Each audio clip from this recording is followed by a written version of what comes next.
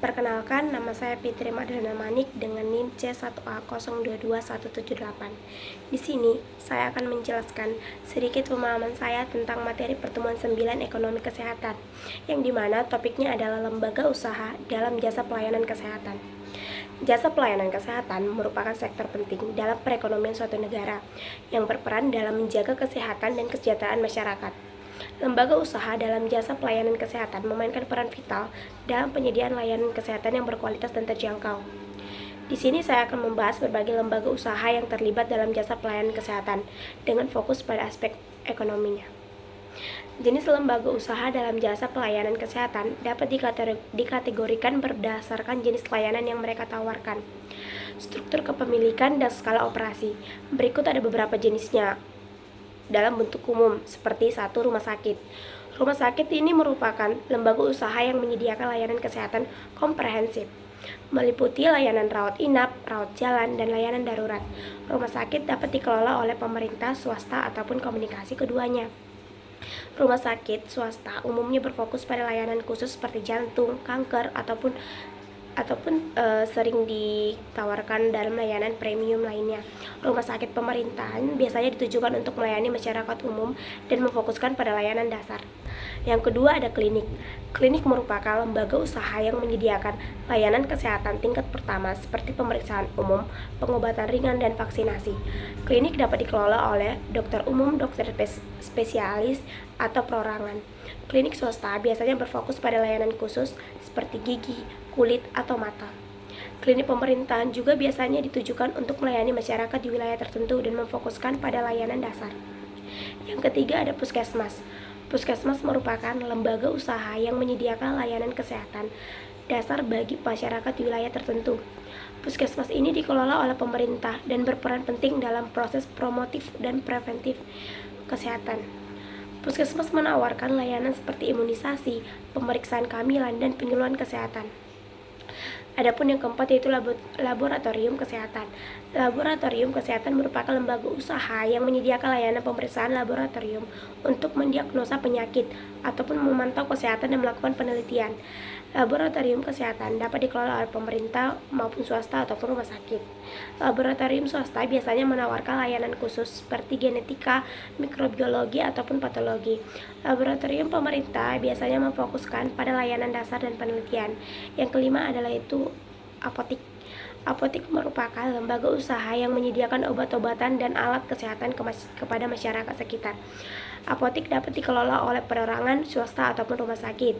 Apotik swasta biasanya menawarkan layanan konsultasi, obat, dan layanan pengiriman. Apotik pemerintahan biasanya memfokuskan pada layanan dasar dan menyediakan obat-obatan dengan harga yang terjangkau.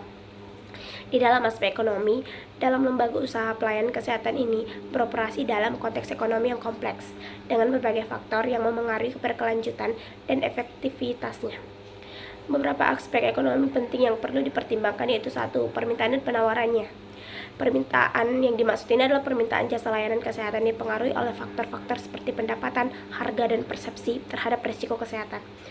Penawaran jasa pelayanan kesehatan dipengaruhi oleh faktor-faktor seperti jumlah tenaga medis, biaya operasional, dan regulasi pemerintah. Keseimbangan antara pemerintahan dan penawaran menunjukkan harga dan ketersediaan layanan kesehatan. Yang kedua ada pula yang dikatakan dengan pembiayaan.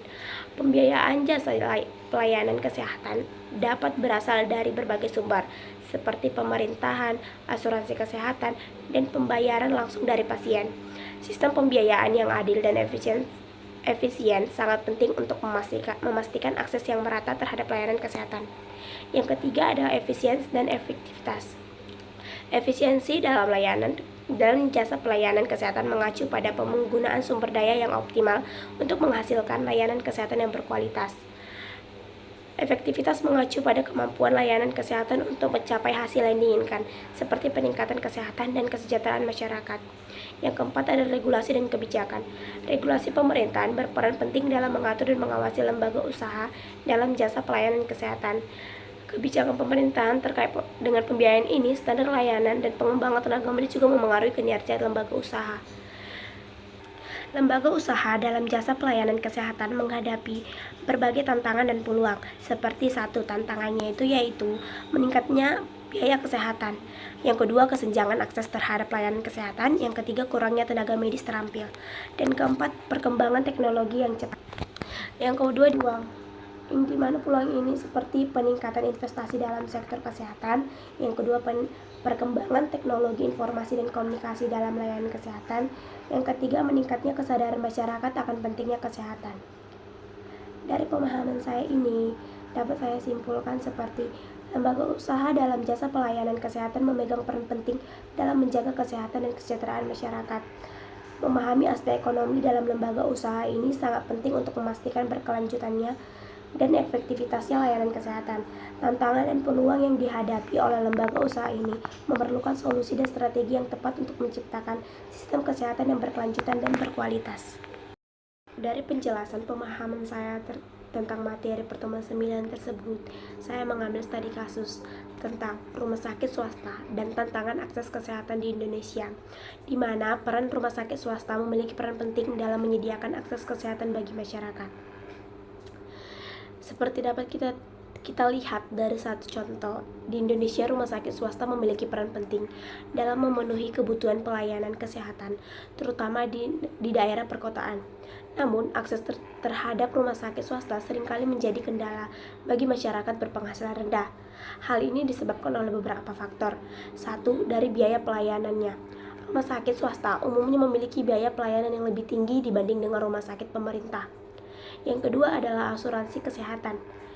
Masyarakat yang tidak memiliki asuransi kesehatan atau memiliki asuransi dengan cakupan terbatas, kesulitan untuk membayar biaya pelayanan di rumah sakit swasta. Yang ketiga, faktor lokasi. Rumah sakit swasta cenderung terkonsentrasi di daerah perkotaan, sehingga masyarakat di daerah pedesaan memiliki akses yang terbatas. Dan studi kasus tersebut ada implikasi yang terdapat seperti satu kesenjangan akses. Kesenjangan akses terhadap pelayanan kesehatan di rumah sakit swasta semakin besar, terutama bagi masyarakat miskin. Yang kedua, kualitas pelayanan. Kualitas pelayanan di rumah sakit swasta tidak selalu sebanding dengan biaya yang dibayarkan. Yang ketiga, ketimpangan ekonomi. Kesenjangan ekonomi semakin memperparah ketimpangan akses terhadap pelayanan kesehatan di Indonesia.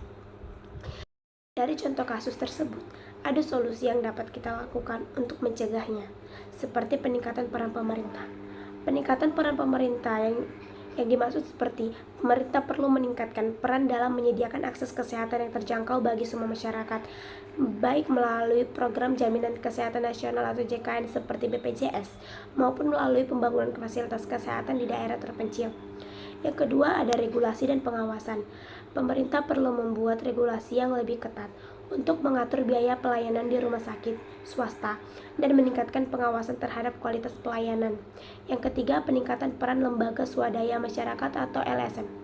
LSM dapat berperan dalam meningkatkan akses kesehatan bagi masyarakat miskin maupun program-program edukasi, pencegahan penyakit, dan advokasi kebijakan kesehatan. Studi kasus ini menunjukkan bahwa rumah sakit swasta memiliki peran penting dalam menyediakan akses kesehatan, namun masih terdapat tantangan dalam hal akses dan kualitas pelayanan. Untuk mengatasi permasalahan ini, diperlukan upaya bersama dari pemerintah, swasta, maupun masyarakat untuk meningkatkan akses kesehatan yang adil dan berkualitas bagi semua masyarakat. Sekian penjelasan pemahaman saya tentang materi pertemuan 9. Terima kasih.